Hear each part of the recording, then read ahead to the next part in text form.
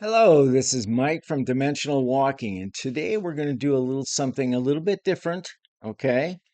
And we're going to call this video, Did Our Alien Creators and or God Give Us Some of the Greatest Survival Tools? Okay, so I want to talk about these, and we're going to talk about two of the survival tools. There are actually more of them, but there's two of them that I want to talk about today.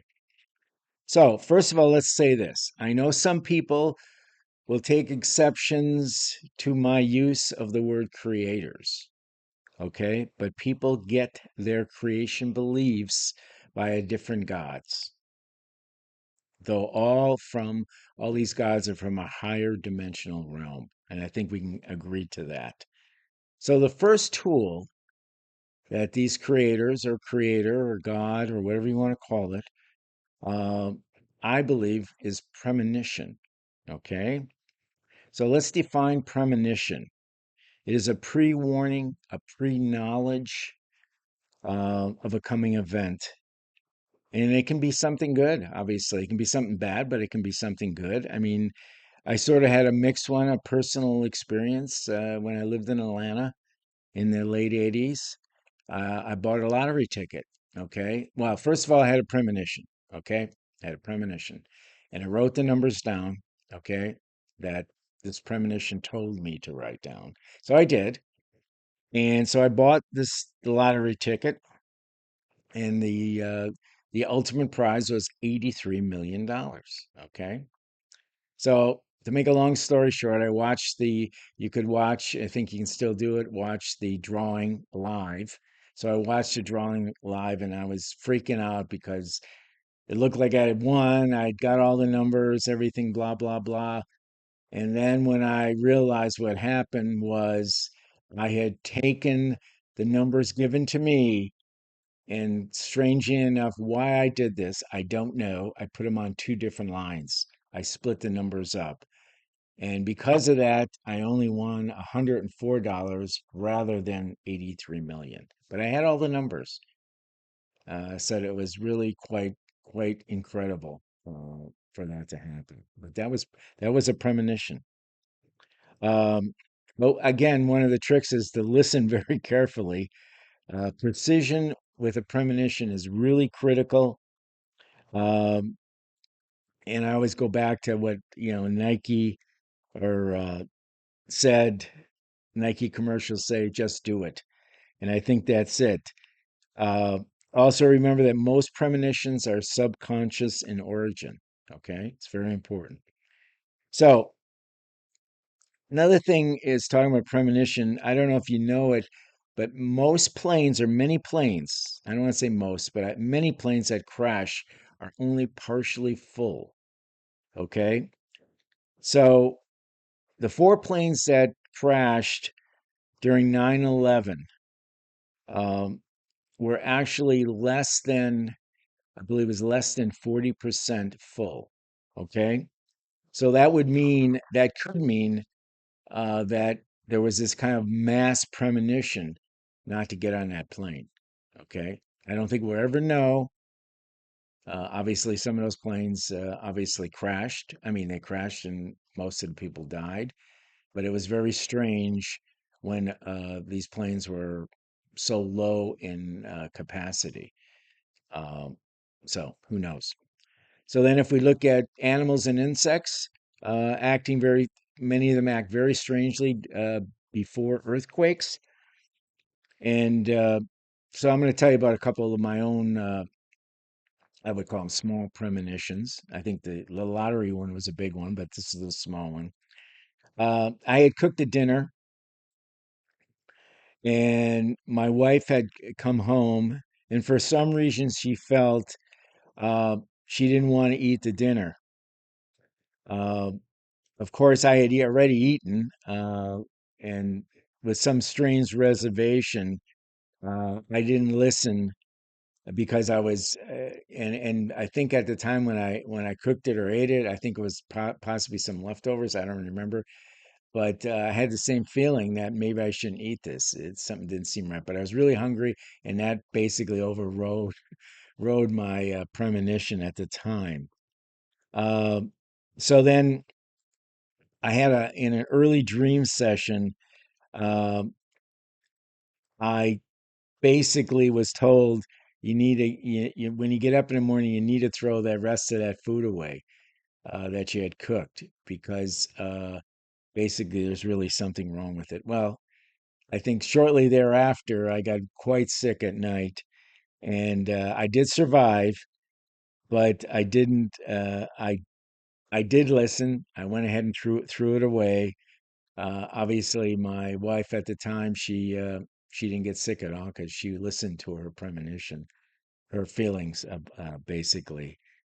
So premonitions are out there, and I believe they're kind of floating in the unconscious field, which is called I call the 0 point field, which we can all connect to improve our chances of survival. Uh, Also, meditation is a road to hooking into the field, uh, pulling in more of those looks into the future, into your future. Is it important to remember the event is going to happen with or without your premonition? Okay. But you can walk out of harm's way through the cosmic avoidance principle of don't be there. Okay. An interesting fact, the word premonition is considered a bit of a woo-woo term. Okay. Whereas the term intuition is quite acceptable in mainstream, but they're both basically the same. Okay. So let's look at the bottom line with premonition. Pay attention, pay attention, pay attention. Our creators have given us a wonderful gift. Use it to survive this crazy but very interesting world. This ability can be honed into a special personal skill, so don't pass this up. Premonition is real. I've had plenty of them, and I've done videos on some of my other premonitions, and it's pretty profound, and I've had witnesses to them. Okay, it isn't that I'm just telling this one on one. There was other people around me that documented some of the things I had said, but everybody can do it. Everybody can do it. That's what I want to say. So the next tool that our creators gave us is called what I call the second brain. Okay. So, for over the last 40 years, researchers in the heart, uh, in the heart, uh, as an emotional brain, has been going on, and this has kind of been proven. Before that, people like poets and writers and romantics basically have known that the heart was sort of a brain. Okay, that was it's a dual function basically. Obviously, it's used to pump blood throughout your body, and it's in this case it's also used to kind of think or provide some emotional support to the brain. So I guess to quote Connie Francis' famous song, "Our heart is an organ with its own mind. At times it overrules the brain in our head, for good or bad. In the phase love made me do it captures perfectly the concept of heart over mind. Okay, the Feltz Research Institute discovered that the heart has 40,000 neurons, which makes up its own independent nervous system, which communicates with the head brain centers. There are several of them: the miglia, the thymus, and the cerebral cortex.